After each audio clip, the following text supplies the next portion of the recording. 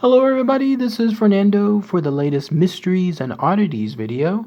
Alright, let's go ahead and let's do another entry here. This one actually something that I was going to talk about late last year. Unfortunately, I just forgot about it, and just now I realized that this would be a good opportunity to feature it here. The reason I was going to talk about it last year was because unfortunately it celebrated an anniversary of sorts, its 25th anniversary, having to do with a very solemn occurrence that happened back in 1995. And the reason why I wanted to include it here is because to this day there is still so much mystery tied to this incident. In fact, to this very day, the FBI still has an open case associated with it. And according to some stuff I was just reading, they still have some active leads that they're working on. So who knows, there may still be some kind of answer given soon to this incident.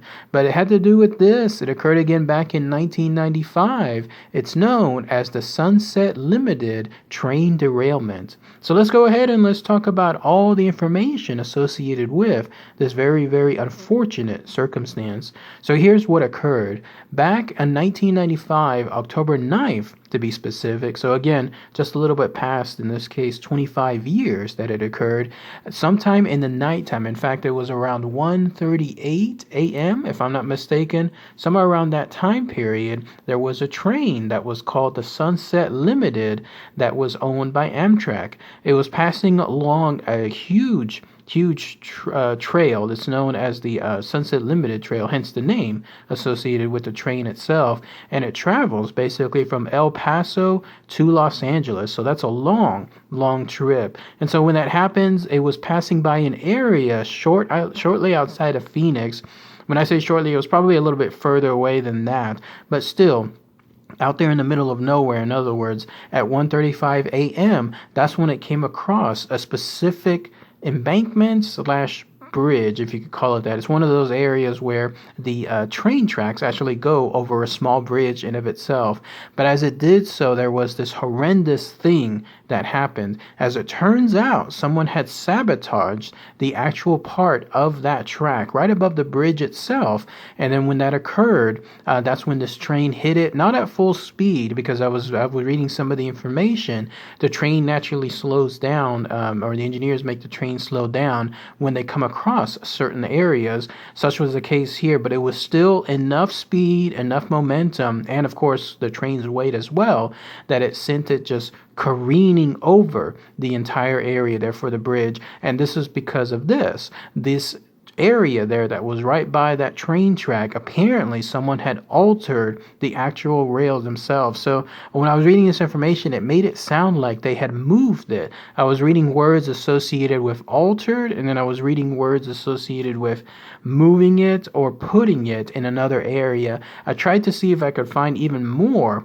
concrete details associated with that. Like, what does that mean exactly? Like, did someone actually remove the rails themselves, or did they twist and turn them in a certain manner, and then that's what caused the derailment? Either way, though, it was absolutely enough for that unfortunate incident to occur. This train hit that track around that time period again, 1:35 a.m., and then that's when it derailed. And when that occurred, most of the train in of itself went right across the area. In fact, 8 of the 12 cars in total derailed. 4 of them actually fell over 30 feet off from the bridge itself. Luckily, that area there was a dry bed, so it's not like there was any, let's say, risk of a drowning associated with that bridge.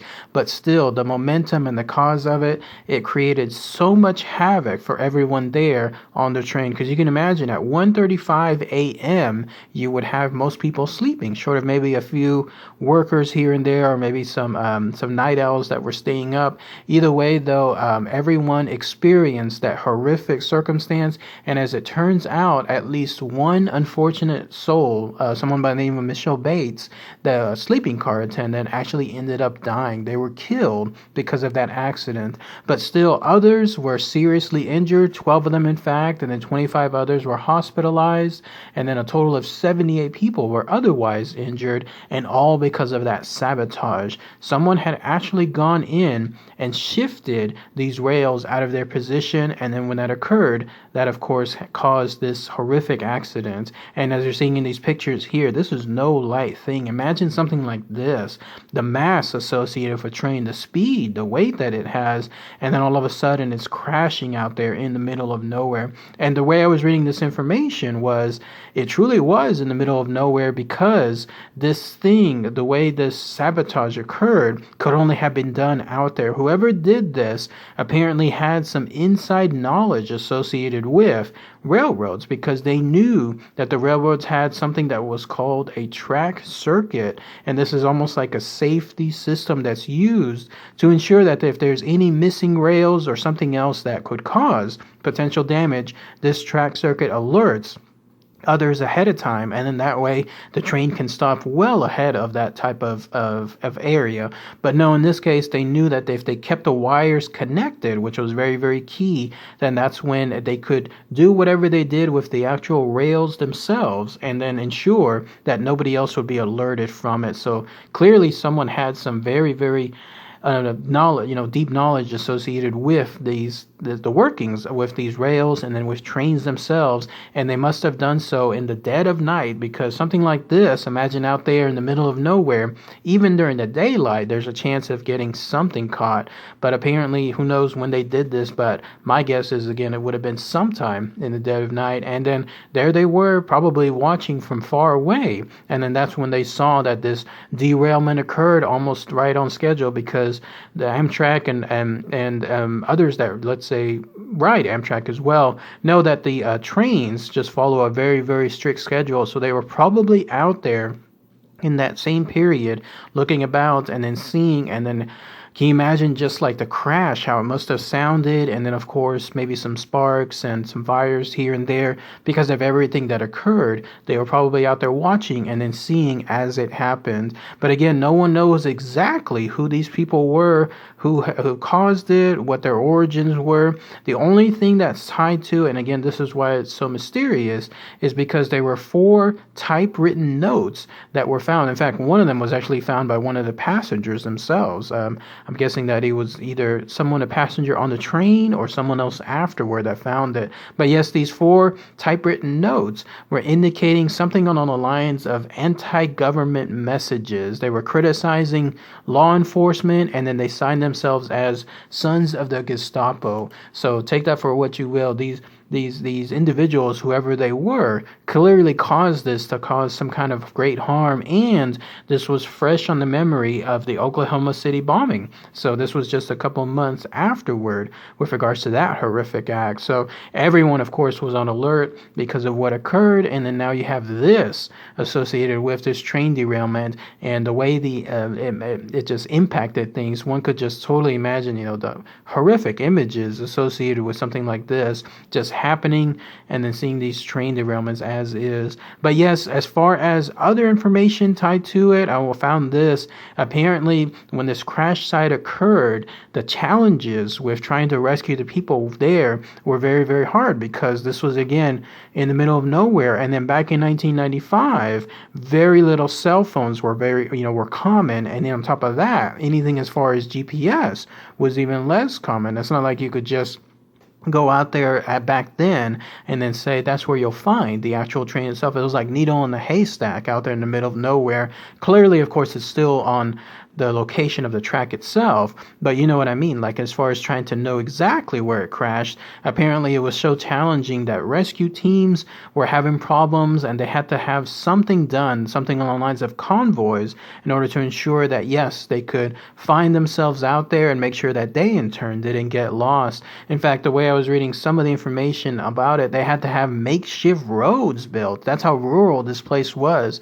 Literally the only road was the track itself that the train rode on. Everything else was just nowhere, like from one point of scenery to another. It was just pure 100% wilderness, pure dry grass, and whatever else makes up the average western land. That's what entailed this surrounding area. So all these makeshift roads had to be made in order to try to get even people there. I mean, just craziness when you think about it. But they were able to do so, and they were able to rescue the people. And then, of course, that's when they found those notes, people claiming responsibility about what they've done, about anti-government and so on. And that's when the case was opened. But yes, even as of to this day, 25 years later, it is still open. The FBI is still looking at it. In fact, I was just reading an article recently, interesting article too, because there was a FBI gentleman who is actually, when the train incident occurred, he stated that he was a young boy, but he saw what happened,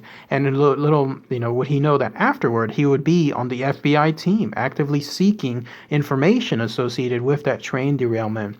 But yes, it is still open and active, and anyone that finds information associated with this encounter, apparently there's a reward of up to $310,000 if it leads to the rest of the individuals. But yes, as far as this unfortunate circumstance, this Sunset Limited train derailment, that's pretty much all the information I have now. I do recall, I was really young when this occurred, but I do recall seeing news information about it, because how many times does a train go derailed?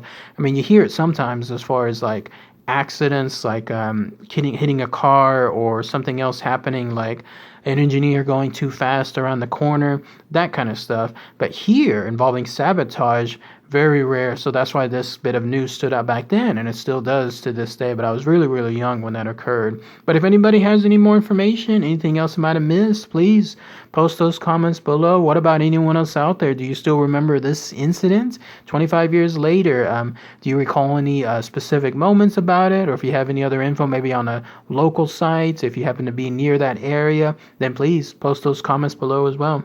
All right, everybody. Thanks again as always. Take care.